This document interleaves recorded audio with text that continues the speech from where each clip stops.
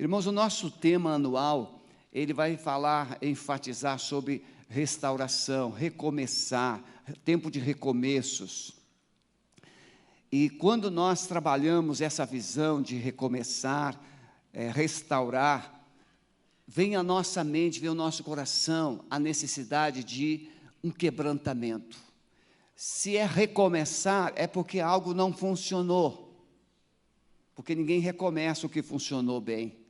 A gente recomeça o que ficou pelo meio, ficou pela metade, ficou pelo caminho, o que foi perdido. Então, quero que você abra a Bíblia em Isaías 58, versos 11 e 12. E Isaías, ele trabalha uma visão completa da Bíblia, a visão de Deus. Na primeira parte, ele trabalha toda a situação de rebeldia, de pecados e suas consequências do povo de Israel. A segunda parte já vem uma palavra de esperança, de restauração. E é nessa restauração que está em Cristo, esse recomeço que está em Cristo. Então, se você ler Isaías do capítulo 40 até o 66, você vai ficar impactado pela profundidade da palavra. E nesse texto, nós vamos trabalhar essa mensagem de passos para o verdadeiro quebrantamento espiritual. E o Senhor te guiará continuamente e fartará tua alma em lugares áridos, e fortificará os teus ossos, e serás como um jardim regado, e como um manancial, cujas águas nunca faltam. E os que de ti procederem edificarão as antigas ruínas, e levantarás os fundamentos de geração em geração, e chamar-te-ão reparador das roturas, e restaurador de veredas para morar. Quando você lê um texto como esse, você é logo compungido, você é constrangido a ver as promessas de Deus. Mas quando você lê a Bíblia, antes das promessas, Deus tem mandamentos.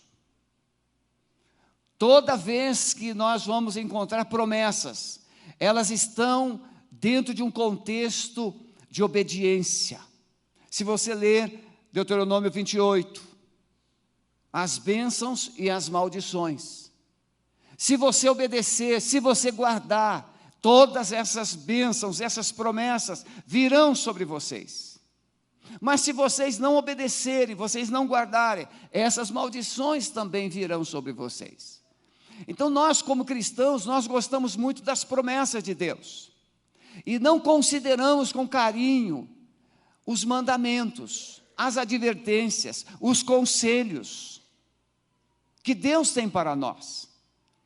E nesta palavra desta manhã, eu gostaria que você prestasse bastante atenção, porque Israel é um povo, e era um povo que tinha todas as razões, todos os motivos para ser um povo muito abençoado.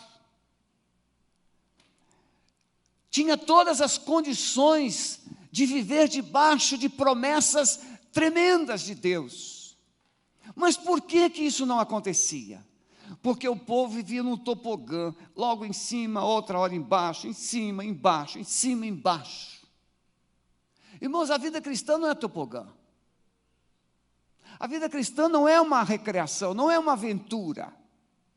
Quando nós olhamos para Jesus, nós vamos encontrar um Deus que desce e cumpre o seu propósito na pessoa de Jesus, e depois desse propósito que envolve a vida, a morte e a ressurreição, ele é assunto aos céus, ele sobe e permanece lá, sentado à direita do Pai, governando.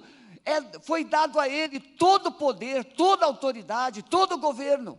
Por quê? Porque ele veio, cumpriu o propósito.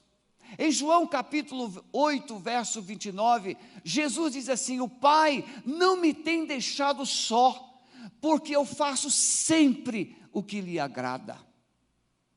A presença de Deus ela será sempre resultado, apesar de ele ser onisciente, onipresente, ele está presente, mesmo no inferno. Mas quando nós falamos da presença de Deus, é no sentido sobrenatural, da ação dEle, do consolo dEle, das bênçãos dEle na nossa vida.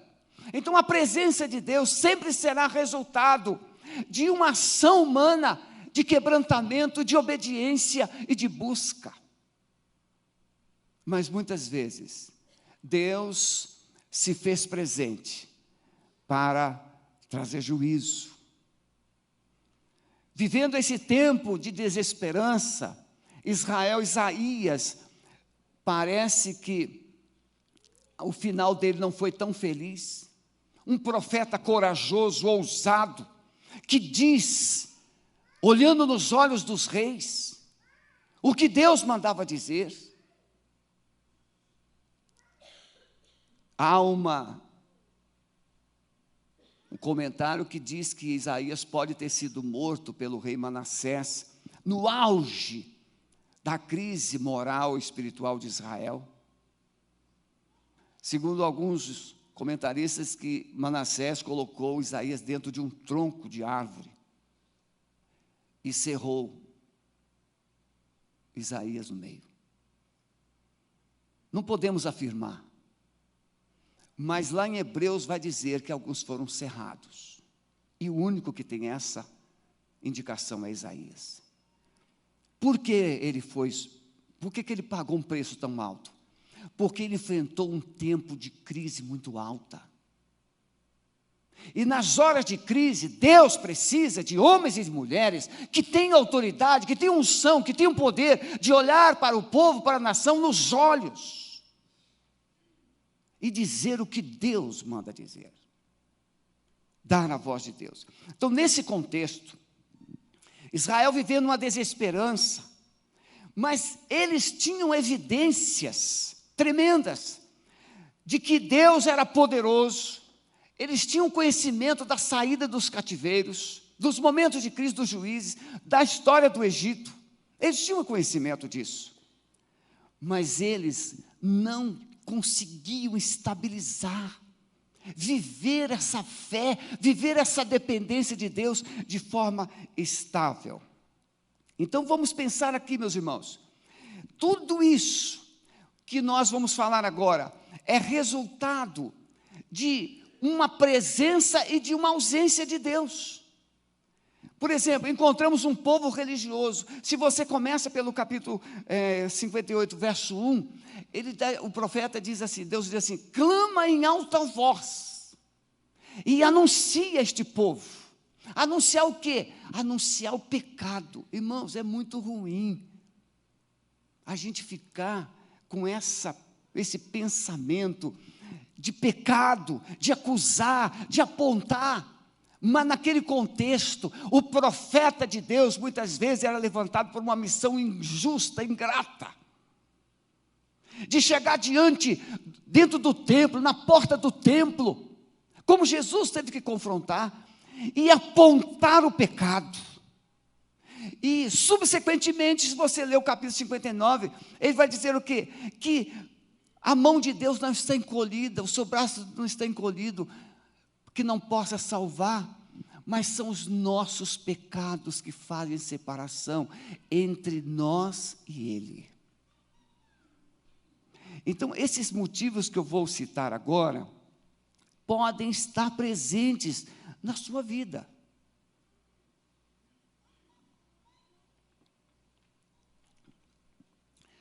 Religiosidade sem Deus. Se você ler do capítulo 58, de 1 a 5, eles tinham prazer em procurar conhecer a lei. Eles tinham prazer no culto, eles tinham prazer na adoração, eles tinham prazer nas celebrações, eles tinham prazer em jejuar, eles tinham prazer em tudo aquilo que estava escrito que devia ser feito. Só que não chegava ao coração. Era só liturgia, era só religiosidade. Era uma hipocrisia tremenda. Irmãos, quem é casado entende o que eu vou dizer. Um cônjuge, quando se sente ignorado, mesmo com palavras doces. Um cônjuge, quando se sente desprezado, mesmo com palavras agradáveis. Um filho que se sente totalmente rejeitado, mesmo com todo o conforto da casa. Isso provoca, isso produz um trauma, uma dor na alma. Era exatamente essa dor que Deus sentia quando via aquele povo se reunindo, sacrifícios, louvores, eles estavam jejuando, mas Deus está dizendo que aquele jejum era para eles mesmos. Porque o jejum não é para a gente alcançar favor de Deus, o jejum é para a gente se mortificar e se permitir tocar por Deus. Então nós não impressionaremos a Deus com as nossas liturgias. É muito bom, meus irmãos, quando a gente encontra, quando a gente recebe, quando a gente vê um louvor de qualidade, uma alegria, músicas com excelência. Isso é maravilhoso, é ou não é? Sim. Uma pregação, um culto ajustado, bem arrumado, tudo isso é maravilhoso, mas o que Deus está olhando de verdade é o coração de cada um de nós que está sentado aqui. Toda essa arrumação, toda essa roupagem pode ser importante, mas pode não ser importante.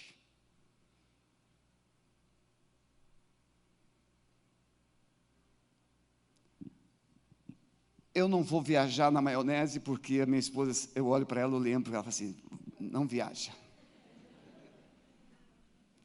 Segunda coisa, encontramos Deus dando direcionamento para que o povo revelasse atitudes e práticas convincentes de um verdadeiro quebrantamento. Você sabe quando uma pessoa está quebrantada ou ela está apenas com remorso, você sabe.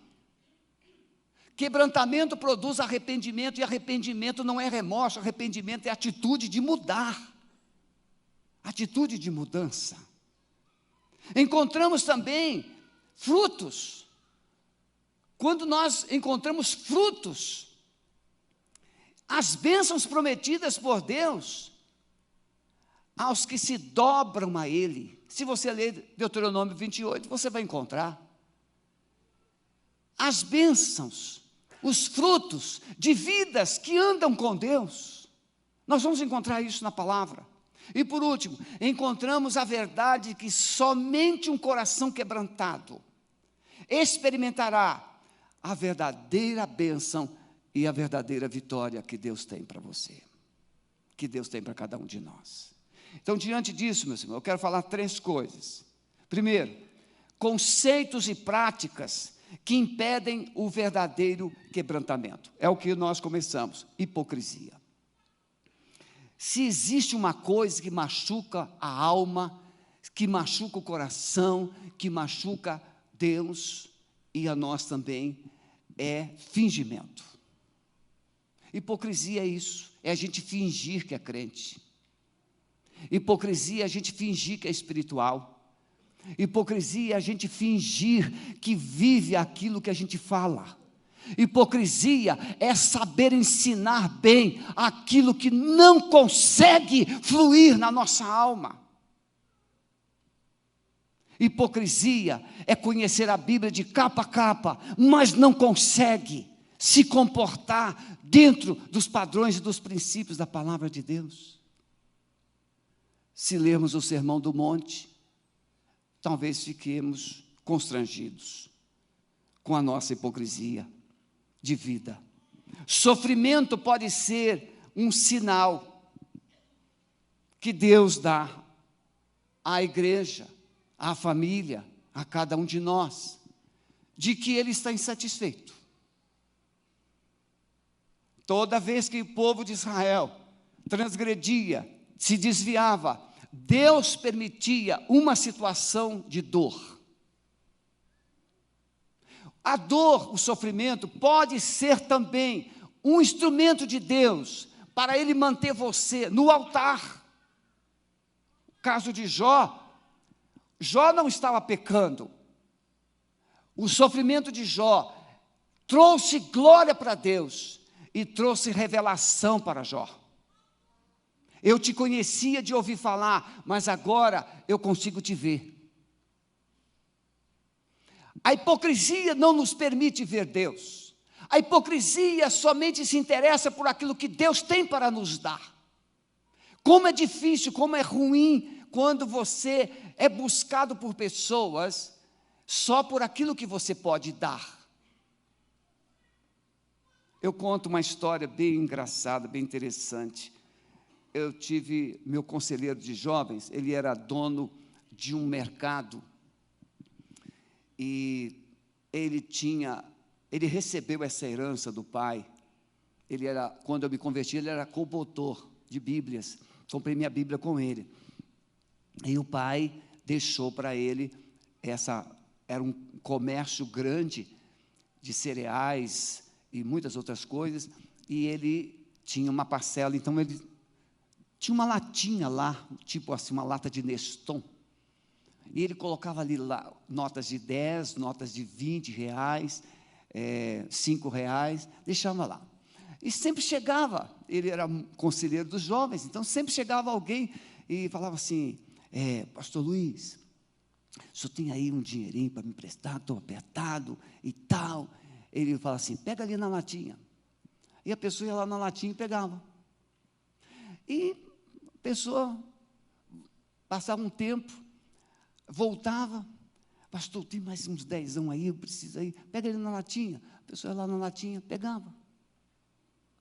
Até que chegou um dia que essa mesma pessoa que já tinha vindo 2 vezes, chegou e disse, pastor Luiz, estou apertado aí, tal. Vai lá na latinha, pega lá. Aí ele olhou, voltou sem graça, e pastor, está vazia. Aí ele falou assim, você não colocou? Hipocrisia, irmãos, é a gente querer crédito com Deus, sem depositar nada.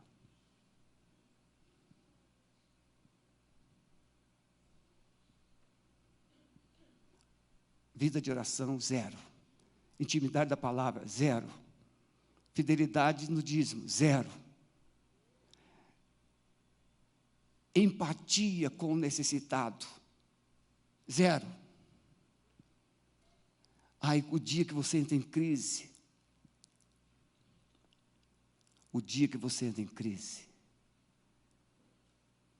você está me ouvindo?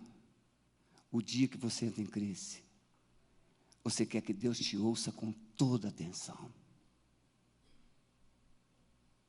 Só que você não deu atenção para Ele. Você não investiu nele. Deus te acorda de madrugada, mas você pensa que é fome e vai na geladeira e come alguma coisa. Deus te acorda de madrugada e você pensa que é insônia. Não. Deus te chamando com voz de amor. Mas você está tão distante que não consegue entender isso. Temos que parar de olhar e olhar os processos da nossa vida, irmãos. O que está acontecendo na nossa vida? Casamento, filhos, finanças, a nossa fé. Temos que parar, refletir um pouquinho, com honestidade. Ler um pouco a Bíblia, sem pensamentos de terceiros, eu e Deus, eu e a Bíblia. Senhor, o que o Senhor tem a falar comigo? Esquece aquela caixinha de promessas. Ela foi feita para enganar a crente. Porque ali não tem mandamento, ali não tem nada. Lembra disso? A pessoa tirava um versículo na caixa de promessa, não gostei não, devolvia. Até nos estabelecimentos comerciais tem a caixinha de promessa. Toda a palavra de Deus é boa para edificar, para abençoar, para corrigir, toda ela, toda a palavra. Deus está preocupado mais com as pessoas do que com aquilo que está fazendo, ou que elas estão fazendo. Deus não está muito interessado com suas habilidades. Deus está interessado com você. É você. Veja, um pai que ama o filho, ele sabe que os talentos, que os dotes dos filhos são coisas boas, mas o que adianta um filho ter um QI elevadíssimo, um filho passar nos concursos, o filho ter isso, ter aquilo, mas na hora que esse pai espera um abraço ou um obrigado do filho, não tem, não recebe. O filho que parece que nasceu com o rei na barriga.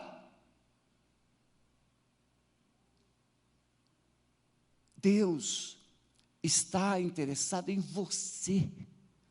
Não é se eu prego bem, se eu toco bem, se eu faço coisas boas. Não! O que você faz é secundário. Primeiro, o que você é. Um bom filho para Ele. Um bom discípulo para o mundo, porque discípulo, ele vai refletir Jesus em qualquer lugar, assim resplandeça a vossa luz diante dos homens, para que vejam as vossas boas obras e glorifiquem o vosso Pai que está nos céus. O que você é? É preciso, então, avaliar o coração. Você sabe que não é uma coisa tão simples, não é verdade? Quando você para, por exemplo, no momento de adoração, estar aqui na frente é um privilégio muito grande, porque eu não tenho ninguém para desviar minha atenção. Vocês que sentam mais atrás, a gente respeita, não dá para todo mundo sentar mesmo na frente, alguém vai ter que sentar atrás. Mas a gente sentando aqui na frente, a gente só tem o quê? A frente aqui do altar e as músicas, o pregador, ninguém desvia a atenção, ninguém está conversando do lado. E aí o que eu faço em alguns momentos? Eu fecho os olhos e tento, com os olhos do coração, visualizar o trono, para que eu possa adorar melhor. Porque se eu não tiver uma percepção do trono, eu poderei deixar minhas emoções interferir naquilo que Deus espera receber de mim. Então eu fecho os meus olhos e começo a visualizar, a buscar com os olhos da fé o trono de Deus, a glória de Deus, e aí eu começo a me inspirar para adorar melhor, adorar mais. Então, quebrantamento não acontecerá sem você considerar o seu coração. Quem está no multimídia, por favor, coloque para mim Provérbios 29, 1. Não está aqui no sermão. Provérbio 29 é um texto perigoso, difícil. Esse texto deve ser um alerta para nós. E se o tema aqui é quebrantamento, ele pode nos ajudar.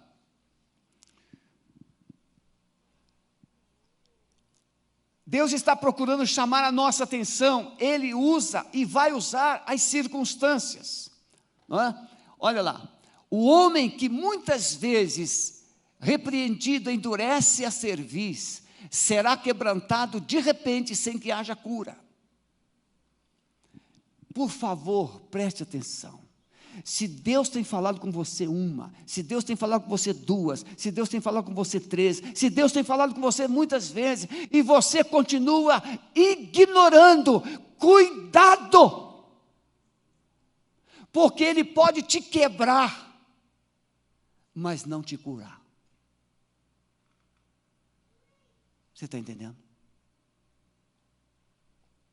Ele vai te quebrar, mas não vai resolver o seu problema. Ele vai te quebrar, mas não vai curar a sua dor. Por quê? Porque você ouviu e disse: eu sei o que estou fazendo. Eu sei o que estou fazendo. E tem muitos pastores assim. E tem pastores se suicidando, porque desaprenderam esse curso que vai acontecer aqui, ouvindo a voz de Deus. Se você puder, faça. Porque tem muita gente que desaprendeu ou nunca aprendeu a ouvir a voz de Deus. O que Deus está falando comigo é para o meu bem. Talvez o meu sermão, a mensagem que eu esteja pregando, ela não seja muito agradável aos seus ouvidos, e você pode até me ignorar. Mas se você entende que Deus te confrontou, se Deus te falou, leva a sério o que Deus está pedindo para você. Então Deus está procurando chamar a nossa atenção. O que você está fazendo com a sua vida?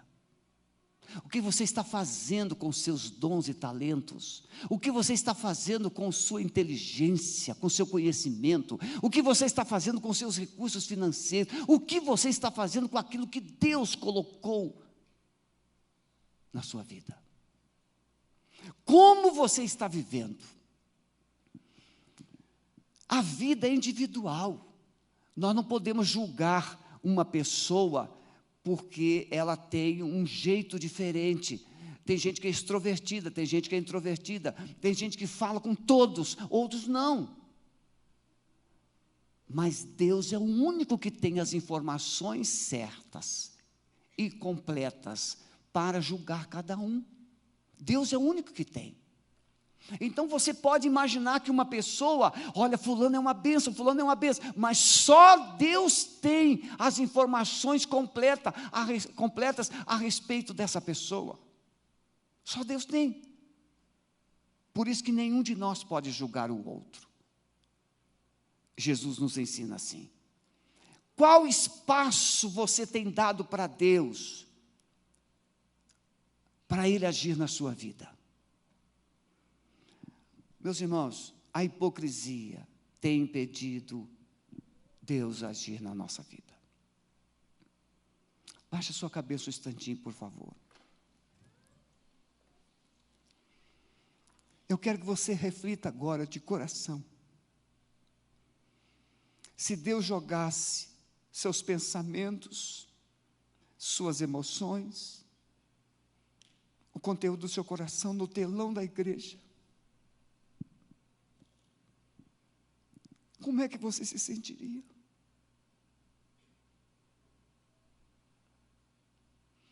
Como é que você se sentiria?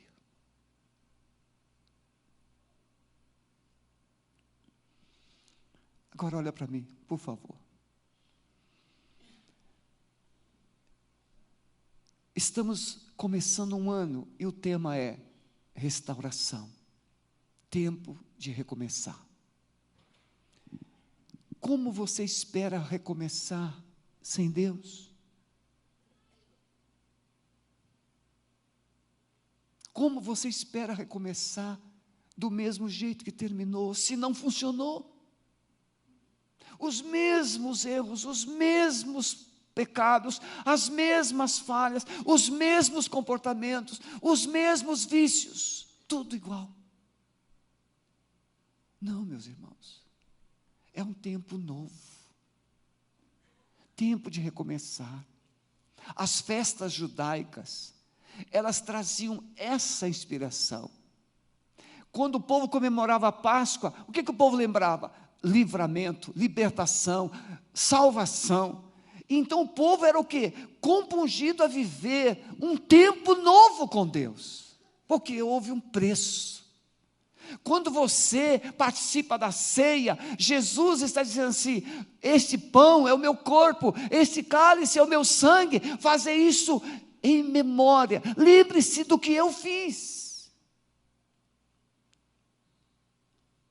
Então, o quebrantamento, ele é imprescindível. Quanto tempo você não chora? Não precisa ser igual a mim, eu sei que eu sou chorão. Não, mas quanto tempo você não chora com Deus? Quanto tempo? Quanto tempo Deus não tem visto você derramar lágrimas? Quanto tempo?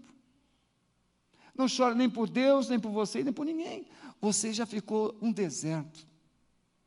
Por isso que vai culminar, ele vai dizer que seremos um jardim regado. Jardim regado é lugar de vida, de beleza, de atração. Segunda coisa, quais atitudes e práticas que Deus espera ver em nós, em você, para que haja esse verdadeiro quebrantamento? Quais atitudes?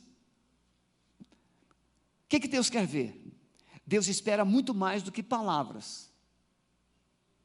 Porque a gente pode até vir aqui, não é errado você vir todos os cultos aqui à frente, mas você pode estar se acostumando de vir todos os domingos aqui à frente e você congelou o coração. Deus quer, irmãos, um coração disposto a ouvir. E a gente fica feliz quando você, eu no gabinete pastoral, a gente exercita muito isso, ouvir a pessoa sem falar. Eu já ouvi no mesmo dia 2 pessoas, 1 hora cada uma, sem interromper, no mesmo dia. A grande arte do aconselhamento é ouvir pessoas, não é falar com elas. O grande tchan de um relacionamento com Deus é ouvir Deus e não só falar com Ele. Ouvir a sua voz, a sua palavra, entender a direção que Ele está nos dando. A segunda coisa é a obediência. É ouvir essa voz de Deus e decidir obedecer. Obedecer é fácil, meus irmãos? É? Bem, tem coisas que não são difíceis de obedecer. Mas tem coisas que são mais difíceis. Mas Deus espera obediência. Deus quer tratar você. Ele deseja restaurar sua história, seus sentimentos e emoções. Essas coisas que estão impedindo a sua comunhão com Ele e com as pessoas, porque o contexto desse capítulo, junto com o início, é o quê?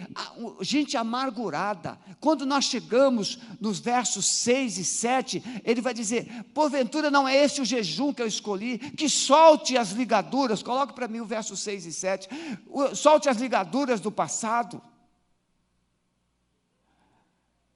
soltar as pessoas. Nós não estamos só presos, nós estamos aprisionando pessoas.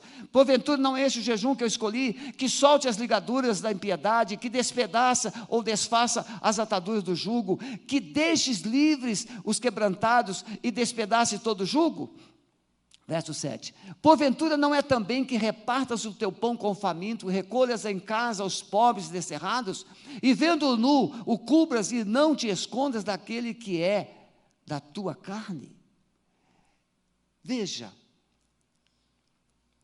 o próximo, foi estudado aqui na EBD, a parábola do bom samaritano, é quem é o próximo.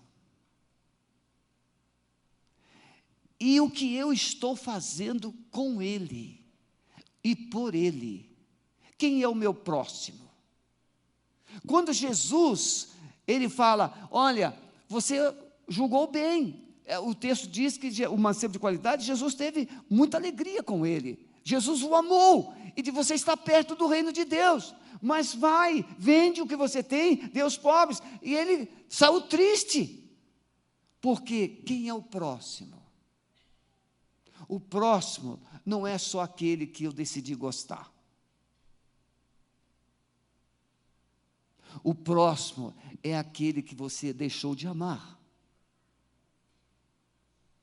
O próximo é aquele que você deixou de valorizar.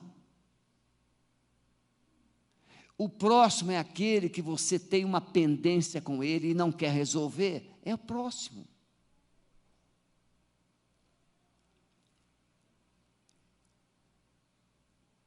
Quando Jesus fala, e o profeta Isaías traz esse pano de fundo aqui, o que você está me oferecendo no culto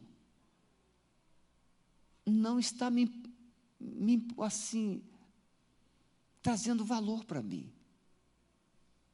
Não está me impactando. Não está produzindo alegria no meu coração. Mas o que você fez ontem lá, para o próximo, olha, aquilo foi extraordinário.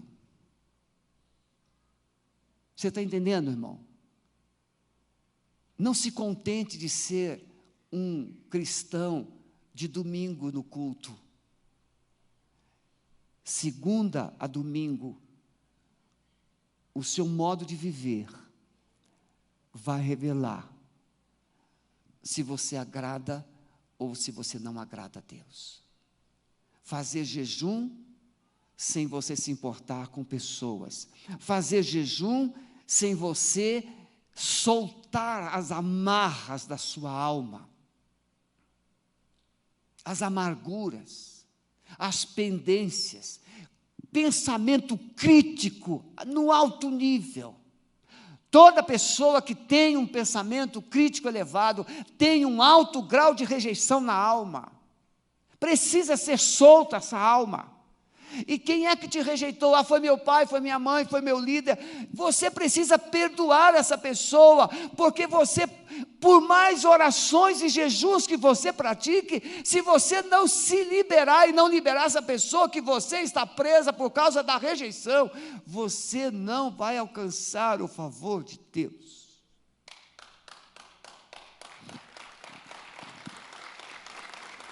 Corações amargurados precisam ser tratados. A tristeza tem uma causa. Não é preciso viver carregando o sentimento de culpa. Não estou dizendo aqui que tudo isso é fácil de fazer. Se fosse assim, os psicólogos estariam todos perdidos. Daria uma consulta só, né, Silvana? Pronto, resolveu.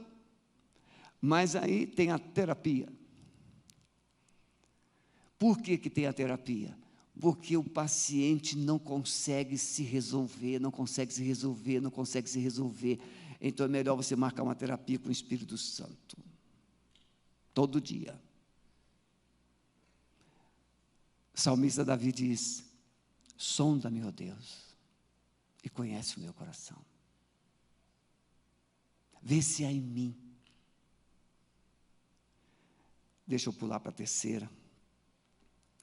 Receber então e liberar perdão por meio da obra de Jesus na cruz. E aí você vai receber um novo coração. Por último, irmãos, frutos e bênçãos de um coração quebrantado. Quais seriam as evidências? Quais seriam os frutos? Ah, você foi confrontado por Deus, você recebeu uma palavra, e aí você se viu num raio-x espiritual, e você diz: não dá, Senhor, misericórdia. Você se dobra diante de Deus, fala: Senhor, eu quero mudar, não quero mais viver assim. Esse quebrantamento, você avaliou, considerou: não, Senhor, eu quero mudar. Quais seriam as evidências de que você mudou de verdade? Você vai experimentar um agir de Deus de forma sobrenatural. Não existe uma pessoa que se quebrante diante de Deus e não experimente um agir sobrenatural na sua vida. Não existe. Porque Davi diz: um coração quebrantado e contrito, Deus não despreza. Então, se você se quebranta diante de Deus, Deus te pega no colo. e Ele vai cuidar de você, Ele vai te guiar, Ele vai te abençoar, Ele vai te proteger, porque um coração quebrantado e contrito, Deus se apaixona. Ele vai te dar direção, então romperá a tua luz como a alva, e a tua cura apressadamente brotará, e a tua justiça irá diante de ti, e a glória do Senhor será a tua retaguarda. Meus irmãos, como nós sonhamos, a gente ora, e a gente quer ver, esse versículo, né? Então a tua luz, Deus, a luz de Deus vai romper, a manifestação de Deus, Deus vai atrás de mim, Deus vai na frente de mim, e assim a gente fica maravilhado, não, irmãos, só depois do quebrantamento, só depois que você se humilhar, que você se quebrantar, que você abrir mão desse lixo e soltar essas amarras, soltar essas ataduras, sair de uma vida hipócrita e viver uma vida de intimidade face a face com Deus. Aí Ele fala assim: eu serei a tua luz. Irmãos, Deus ia à frente de Israel numa nuvem de fogo de noite, Ele ia por Israel uma nuvem de proteção durante o dia, a nuvem de Deus. Aqui Ele diz, Ele vai romperá, então Ele romperá a tua luz. O que é que está impedindo, irmão? Por favor, pense nisso. O que é que está impedindo que a luz de Deus, a glória de Deus brilhe na sua vida, brilhe na sua face? O que é que está impedindo a glória de Deus de brilhar na igreja de hoje? O que é, meus irmãos? Você pode procurar culpados, não vai resolver. Você precisa procurar dentro de você. Eu, Sebastião, tenho que procurar dentro de mim. Por que que a luz de Deus não está brilhando? E você tem que procurar dentro de você. O que é que está impedindo que essa luz brilhe?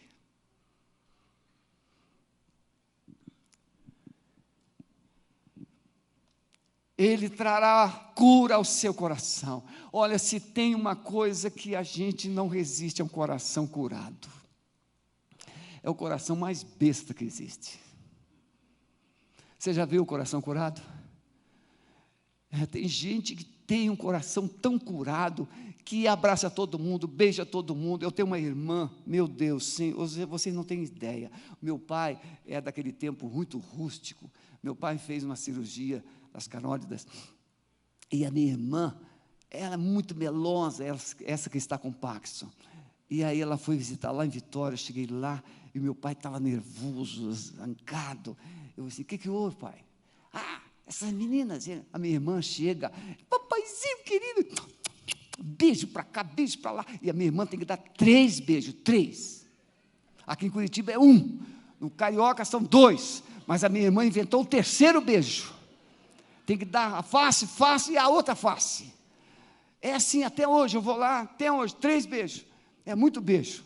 Mas tem gente que tem um coração. Ela não esquecia, antes dessa doença dela, ela não esquecia o aniversário de nenhum membro da família. Ela telefonava para todos, ela tinha aquela palavra doce para todos, ela tinha uma palavra de encorajador para todos. Gente que tem o coração curado, consegue se relacionar com todos, mesmo que aqueles que não dão a ela valor, mesmo aquela que não dá valor. E Deus fala assim, Ele vai trazer cura. Você quer um coração curado? Então se quebrante, se humilhe diante de Deus, arrependa-se daquilo que está sendo feito errado. As respostas tão esperadas, nós queremos respostas, irmãos. A igreja, famílias e individualmente, cada um de nós tem esperado respostas de Deus, e essas respostas não chegam. Por quê? Porque Deus está tendo paciência, esperando o nosso quebrantamento. Quais são as respostas? Então clamarás, e o Senhor te responderá. Gritarás, e ele dirá: eis-me aqui. Olha que maravilha.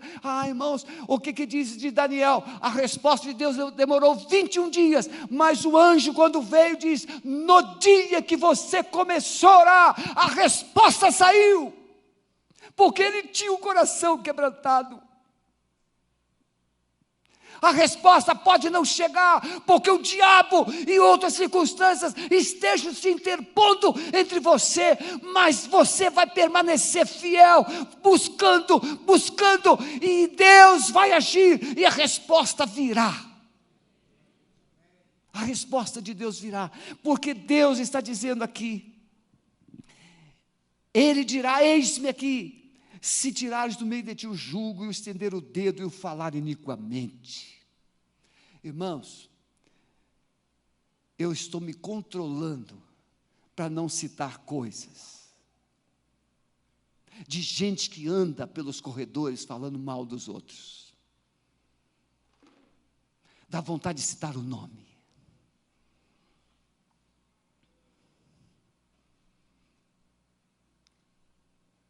Você terá a presença de Deus em sua vida. A presença de Deus é resultado da ausência da rebeldia e do pecado.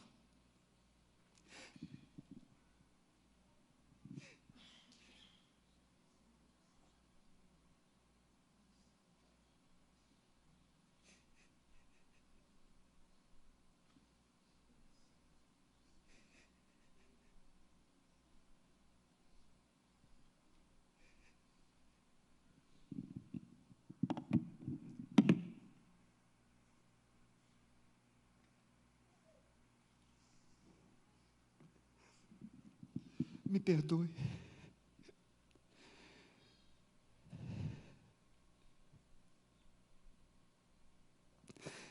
Você terá a presença de Deus em sua vida, e o Senhor te guiará continuamente, te fartará a tua alma em lugares áridos, fortificará os teus ossos, e serás como um jardim regado, e como um manancial cujas águas nunca faltam.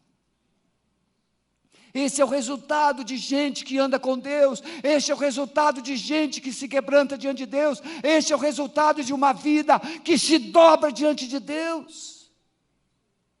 Haverá restauração dos fundamentos, dos valores da família. Tem gente que nem a sua família suporta mais. Tudo foi destruído.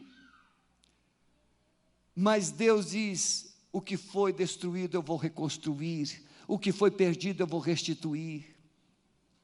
Eis que os que de ti procederem edificarão as antigas ruínas, e levantará os fundamentos de geração em geração, e chamar-te-ão reparador de brecha, de roturas, restaurador de veredas para morar, e restituir-vos-ei os anos que comeu o gafanhoto, o logusto, e o pulgão e a lagarta.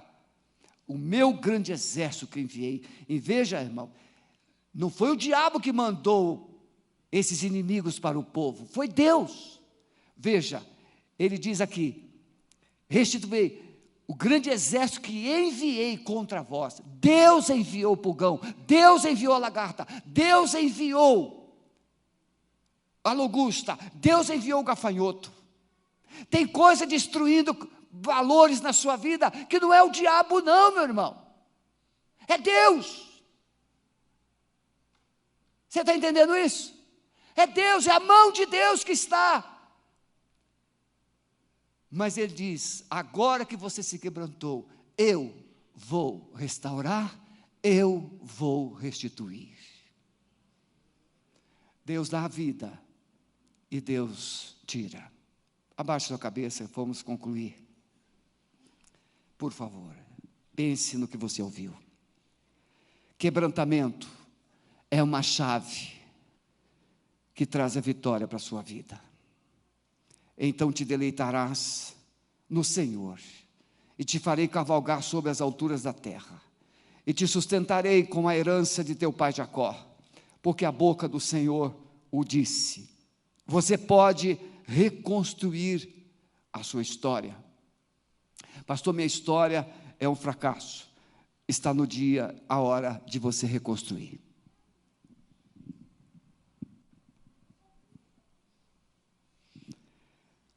Você pode começar hoje a reconstruir. Coloque-se na presença de Deus e permita que Ele cuide da sua vida. Deixe Deus revelar seus planos e propósitos para a sua vida. Ele está aqui. Eu quero pedir perdão se eu me deixei levar, mas eu quero pedir que você tenha a sensibilidade de se olhar com os olhos de Deus. Como está a sua vida? Mais um ano, 2020. Não pode ser mais um ano, tem que ser o ano da virada, o ano da restauração, o ano do recomeço. Você quer isso? Então venha aqui para o altar, vamos orar juntos.